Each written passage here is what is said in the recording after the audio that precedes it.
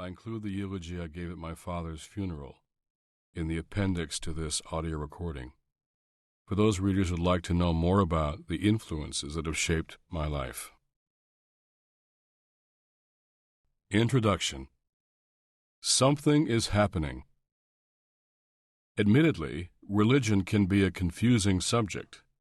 My then 7-year-old son Luke came to my wife and me one day looking very concerned. "Mom, Dad, I'm worried about Max and Jonah, two of his second-grade pals on the Little League baseball team that I coach. I don't think they believe in God or Jesus. They're vegetarians." So Joy and I decided to take Luke to one of my book tour events in Oregon, where he would meet some godly vegetarians. But the confusion is more serious than the misunderstandings of a little boy. After I appeared one night on Jon Stewart's Daily Show, I received thousands of emails that said things like, "I lost my faith because of television preachers, bad religious fundraising, pedophile priests, cover-up bishops, and White House theology." Or amazing to me, they would say, "I didn't know that Christians could care about poverty, the environment, or the war in Iraq." But when they hear that people of faith do care and have fought for social justice, this new generation gets very excited. I meet those young people on the road all over the country, and many say to me, "I came to faith because of your book. What's next?" What's next is what this audio recording is about. Something is happening. Faith is being applied to social justice in ways that we might have never imagined just a few short years ago.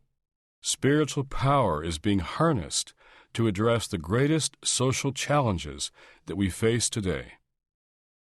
There have been other periods in history when faith tangibly changed things, often called Great Awakenings.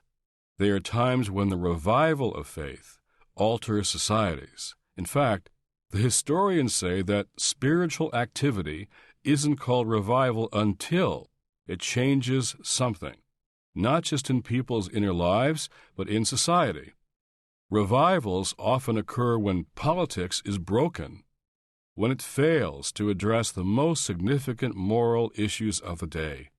Social movements then rise up to change politics, and the best movements usually have spiritual foundations. What historians call the First Great Awakening took place in the 1730s and the 1740s. Its leaders were preachers such as Jonathan Edwards and Gilbert Tennent, and a traveling British preacher named George Whitefield, who had worked with John Wesley. Many credit that uprising of faith with helping to spark American independence and a new nation. That is, participating in a religious awakening helped to create a political awakening. The Second Great Awakening occurred between 1800 and the 1830s.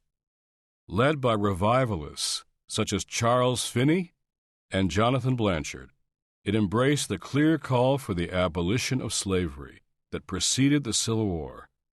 Finney, in particular, insisted that spiritual conversion must lead to social reform.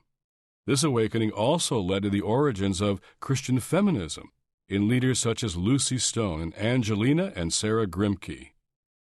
The Third Great Awakening, in the latter half of the 19th century and the early part of the 20th, helped usher in the progressive era, the social gospel movement, and the New Deal. This era, with a special focus on poverty, led to social reforms such as child labor law improvements, the settlement house movement, the career of social work, and youth organizations like the YMCA. Another major focus was the temperance movement. One result was the populist presidential campaigns of William Jennings Bryan. I regard the black church's leadership of the civil rights movement in the 1950s and the 1960s as another great awakening of faith that changed politics. Without the participants' deep grounding in the black church, Dr. Martin Luther King Jr. and the movement would never have succeeded. This audio recording